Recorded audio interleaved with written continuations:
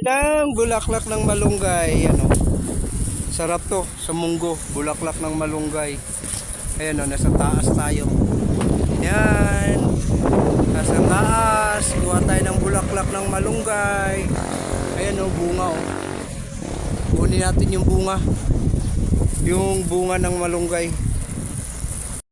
Ayan na mga kapap ang ating munggo. So babad muna natin yan para mabilis lang lumambot pag pinakulo natin yung ating munggo mga kapap, mga ka-idol. Ayan yung ating munggo. Next natin yung ating mga sahog, bulaklak ng malunggay.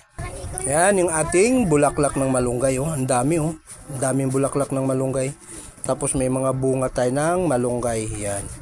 So itong kalabasa, ilagay din natin itong kalabasa sa munggo. Ayan, masarap yan.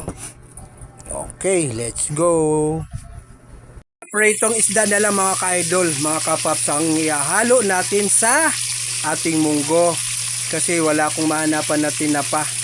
Dapat tinapa ang ihahalo natin. So walang tinapa, so pritong isda na lang. Ayan. Yan, luto na, himay natin yan.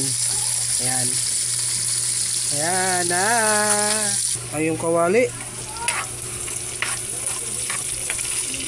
Yan o, dumudulas siya o. Yan, gisa na natin yung kamatis. Umuusog talaga yung ating kawali. Ang hirap ng kawaling madulas. Bumababa.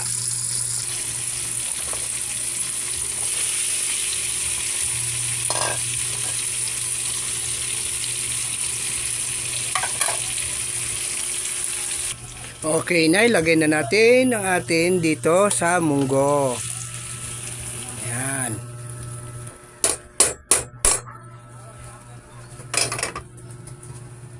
Ayan, mekos-mekos na natin. Ito ang ating ulam ngayon, munggo, Biyernes Santo. Ayan. Okay, hintayin natin maluto. Lagay na natin si bulaklak. Untik pa makalimutan. Yan, yung bulaklak ng malunggay. Utangas ka. Ewan ko sa'yo. Mekos natin. Muna. Ayun, no? Oh, ha? Oh, sarap ng munggo. Oh, ha? Oh, ha? Mga ka-idol. Mga kapap, oh. Munggo.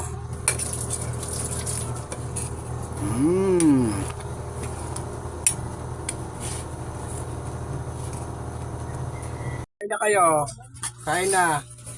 Tikman muna natin. Tikman natin.